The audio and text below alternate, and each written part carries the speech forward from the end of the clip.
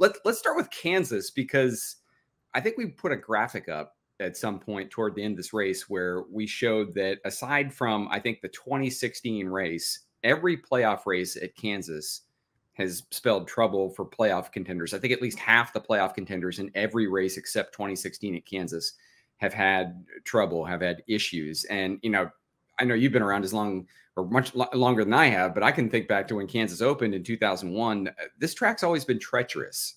What would you say just about Kansas Speedway, and why is a 1.5 mile track almost become such a wild card race in the playoffs? Well, I want to thank Alex Palou, because since he locked the championship up a little bit early, I didn't have to watch Laguna Seca with one eye as I was watching Kansas. And if you are trying to get sympathy for me that you are, quote, still in Monterey, like it's a bad thing, you're barking up the wrong tree. Nearly heaven on earth, the Monterey Peninsula. So Kansas in general, this is how I look at it. You know, we did a thing with the playoff drivers a couple weeks ago before we went to Darlington. One of our producers, Joel Medak, said, hey, give words of wisdom for each track. I want to see what the drivers have to say. And my word at Kansas was don't be complacent. And the reason I say that is because it looks so benign. Even from the booth, you walk out and it is a very symmetrically shaped, smoothly laid out Kansas Speedway. But it's this magical mix of high speed and low grip that I think it just begs drivers and teams to dance so close to the edge, whether it's the right rear tire failures we saw. I'm assuming now Truex's, I think, was a puncture. The other ones late in a run, you would assume, or maybe due to lower air pressure or some setup items. But that's because those generate good speed. And when it comes to the drivers themselves, you know, what looks easiest in life sometimes is the most difficult. And that's what Kansas is, right? It's a track that you can ride around and have no trouble, but you're going to run a lap down or two, because to be good there, you are really on the edge of grip. The restarts are crazy.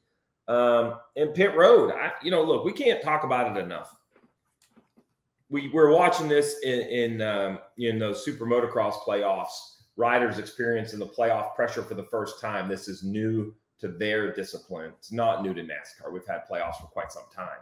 And the simple fact is we make a lot about the drivers and the pressure on them, and perhaps we don't make enough about the pressure on everyone, the crew chief, the spotter, the pit crew, because the issues are everywhere. I mean, they're up and down pit road, they're up and down the grid, they're up and down on restarts. And I attribute it to really the pressure, and Kansas in general just begs you. It's like just taunts you to go a little too far on anything. Pit stop speed, tire pressure, you know, aero setup, driver decisions. And on the other side of that are mistakes. Yeah. And you're right. We've seen two races now with a lot of mistakes, Darlington and Kansas. And I'm glad you brought up that don't be complacent, because it's this cool feature that, as you mentioned, Joel Medak, one of our NASCAR NBC producers, did that I think people are going to see throughout the playoffs, where you gave him sort of a mantra for each track. If you're a crew chief, telling your driver, hey, here's the mantra for this track.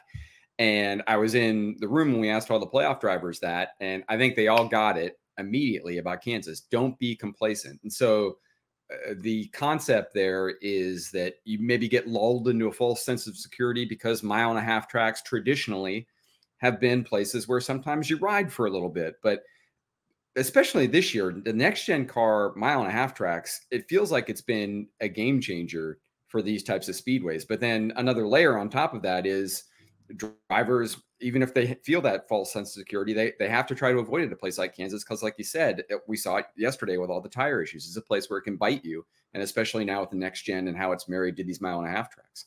Yeah, I mean, look, it's a myriad of issues. I can go through them. I have them here. The one car, Ross Chastain, had a pit crew member over the wall too soon at lap 168. The 12 had to retighten the left front tire at lap 83. The 17 has an extra stop at lap 67 for a loose wheel, and then loses the right rear near the end of the race. The 19, so listen, Darlington, I think there were some team mistakes there. There truly is bad luck at times, and the idea of these systems is that you don't have mistakes on top of bad luck, and that's what's happened to the 19 in this round. I know we're going to talk about them. Flat tire early.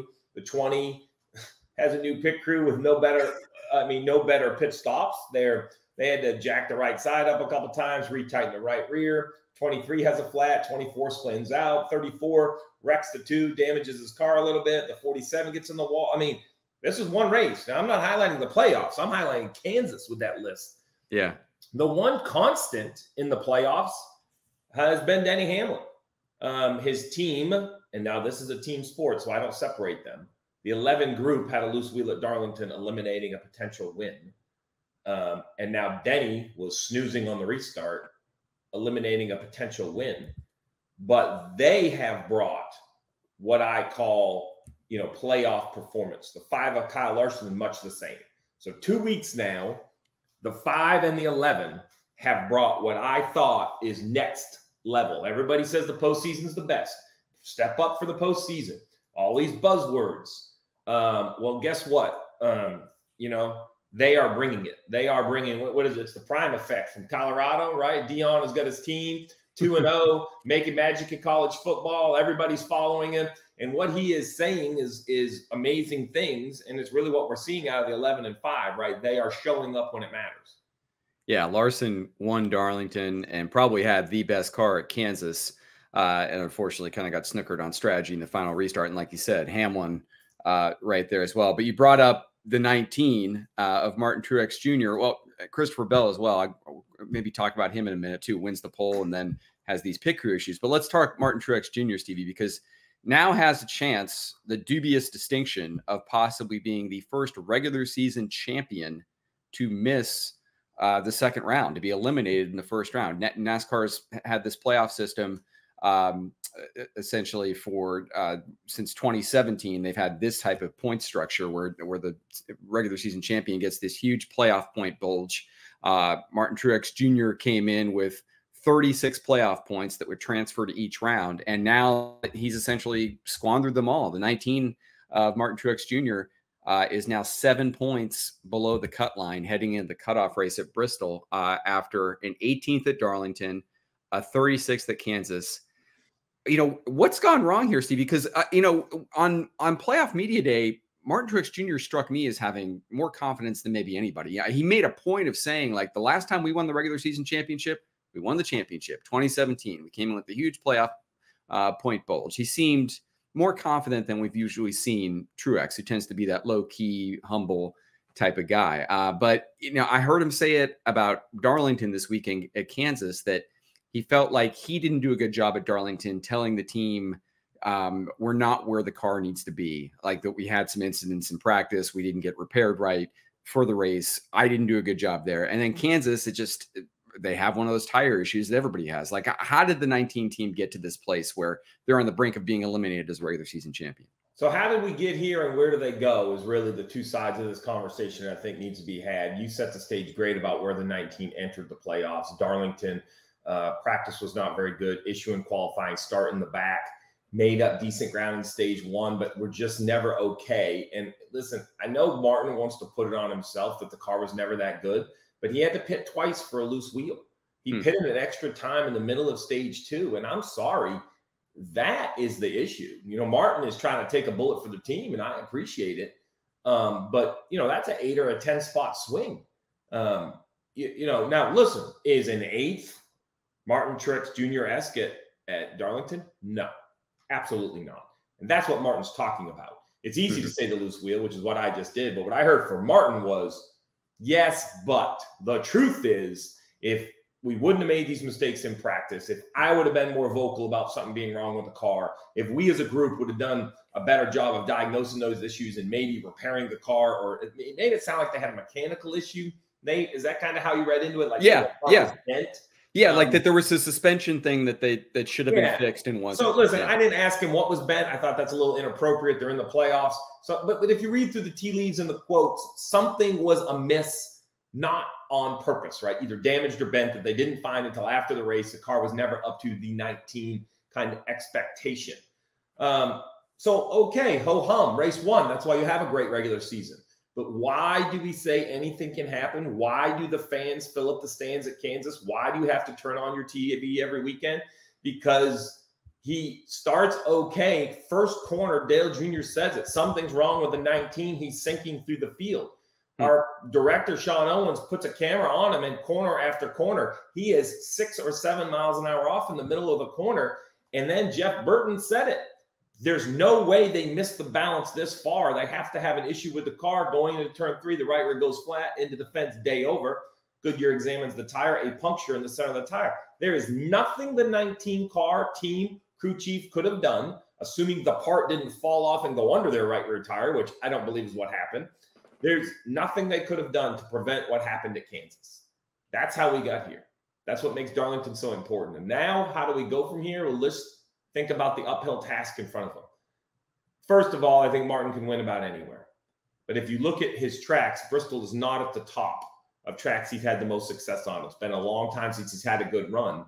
And when I look at the guys in front of him, the drivers he must find, he has to find 7 points on Kevin Harvick.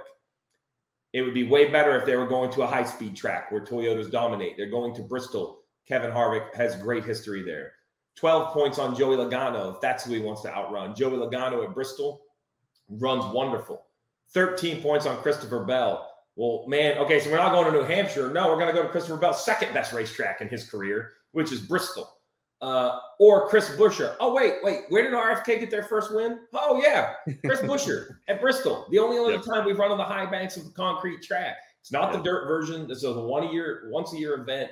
It is a daunting task. Now, let me add in that last year we saw chaos. We saw steering failures. We saw a lot of things with the new car that I'm not convinced are gone.